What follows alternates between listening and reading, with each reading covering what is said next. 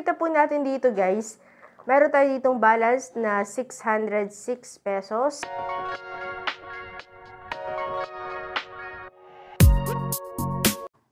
So, hi mga kaibigan, magandang araw, welcome and welcome back dito sa ating YouTube channel. My name is Mary Ann Bonbon. Sa video na ito, ipapakita ho natin sa inyo guys kung meron pa po tayong unlimited data all site for only 600 pesos, valid for 1 month. So, ang dami kasi ako nababasa sa comment section na wala na daw unlimited data ngayon, okay?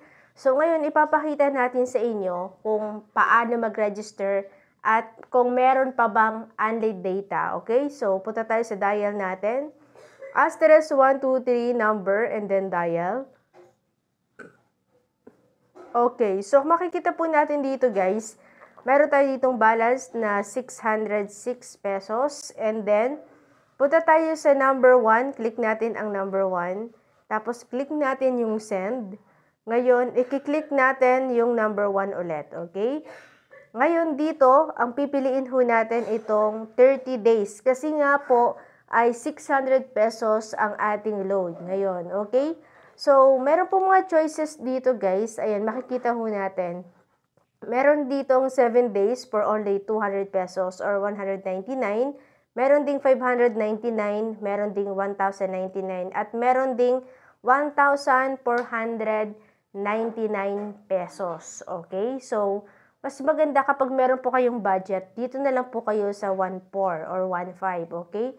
So, matagal na po ninyo yan na magagamit, okay? So, sa atin, ang load natin dito ay 600 pesos. So, ang pipiliin natin ngayon dito is yung number 2. So, click lang natin yung send.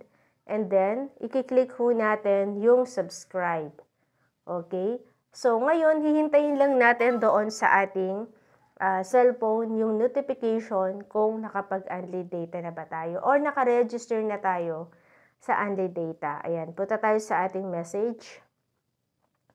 Ayan, click natin to. Okay, kung makikita po natin dito, ayan, makikita natin dito guys ay naka-register na tayo sa unlimited data. Makikita natin, tuloy ang saya, may unlimited data for all sites. Ayan, 599 pesos, valid for 30 days naman ito mga kaibigan, okay? So, ayun lang, at sa mga nagsasabi dyan sa ating comment section, mga nagtatanong kung anong SIM card ang ginagamit natin, yung ginagamit ko po ay talk and text, okay? Ang ginagamit ko po ay talk and text at hindi po ito black SIM card, okay? So, may mga nakikita at nababasa po ako dyan sa ating comment section na ang ginagamit ko daw pong SIM card ay black SIM, okay? Hindi po black SIM ang ginagamit natin. So, kung nagustuhan ninyo ang ating video, huwag kalimutang mag-click yung subscribe button, pati na rin ang notification bell.